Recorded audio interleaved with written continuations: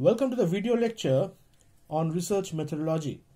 So our topic in today's video is about qualitative data research, under which we are going to explain about depth interview. Now in our previous videos, we already have discussed about the classification with respect to exploratory research, where we have classified exploratory research under two broad heads: secondary data research and qualitative data research.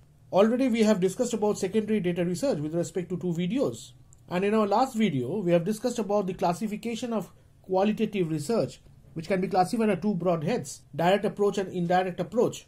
And in our last video, we have discussed about the classification of direct approach, and we have completed our discussion on focus group techniques. In today's video, we will be discussing on the other part of the classification with respect to direct approach, which is depth interview. Like focus group, depth interviews are an unstructured and a direct way of obtaining information. But unlike focus groups, depth interviews are conducted on a one-to-one basis. So a depth interview is an unstructured, direct personal interview in which a single respondent is probed by a highly skilled interviewer to uncover underlying motivation, belief, attitude, feelings, etc. A depth interview may take from 30 minutes to more than maybe 1 hour. To illustrate the technique in the context of, say for example, a departmental store as an example, the interviewer begins by asking a general question such as, how do you feel about shopping in a departmental store? The interviewer then encourages the subject or the respondent to talk freely about his or her attitude towards the departmental store. After asking the initial question, the interviewer uses an unstructured format. The subsequent direction of the interview is determined by the respondent's initial reply, the interviewer's probe or elaboration, and the respondent's answer. Now suppose the respondent replies to the initial question by saying that shopping isn't a fun anymore. The interviewer might then pose a question such as, why isn't it fun anymore? So if the answer is not very revealing, the interviewer may ask a probing question such as, why was it fun before and what has changed today that it no longer is a fun anymore? While the interviewer attempts to follow a rough outline, the specific wording of the question and the order in which they are asked is influenced by the subjects or by the respondent's replies. The probing is of critical importance in obtaining meaningful responses and uncovering hidden issues. Probing is done by asking such questions as to, why do you say that?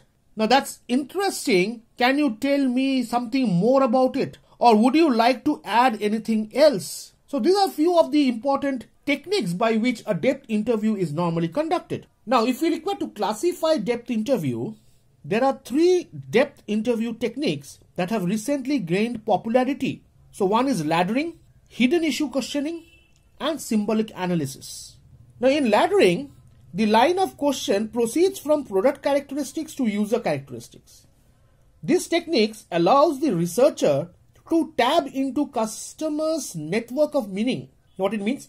Laddering provides a way to probe into customers' deep-lying, underlying psychological and emotional reasons that affect their purchase decision. Now, while determining why a person buys a product, the researcher wants to know more than simply quality and low price as the features. Therefore, to examine the in-depth underlying motivation, a laddering technique should be used.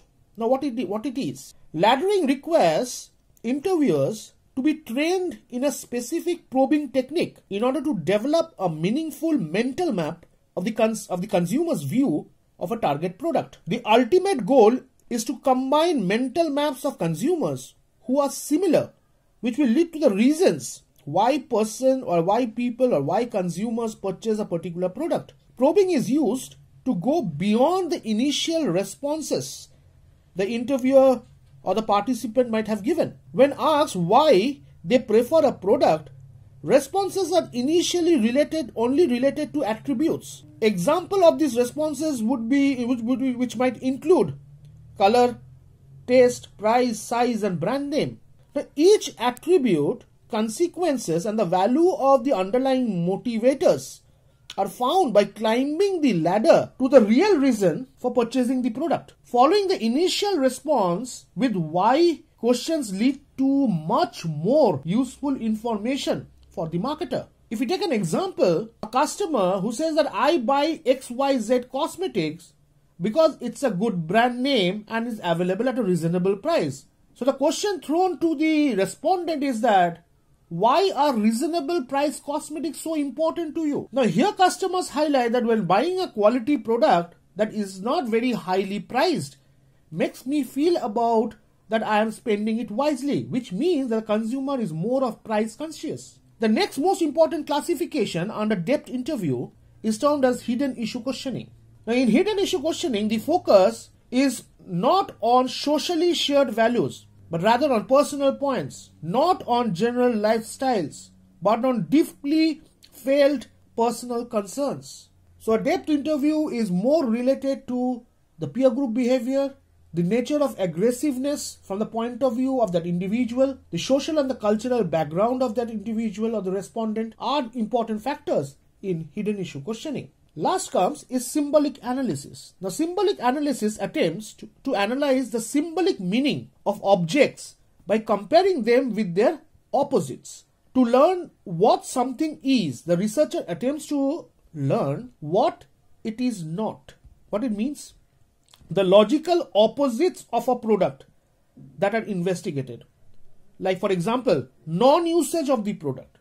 Now why you are not using that particular product? So attributes relating to an imaginary non-product or a complete opposite type of product. Now I'll just give you an example. The question asked include, what would it be like if you could no longer use airplanes? Now the respondent's answer is, without planes, I would have to rely more on email, letters and telephone calls. Now this suggests what? This suggests for this particular respondent, airline sales to this particular manager is basically a face-to-face communication. Thus an effective ad might be one that guarantees that the airlines will do the same thing for this particular manager as maybe Federal Express does it for packaging.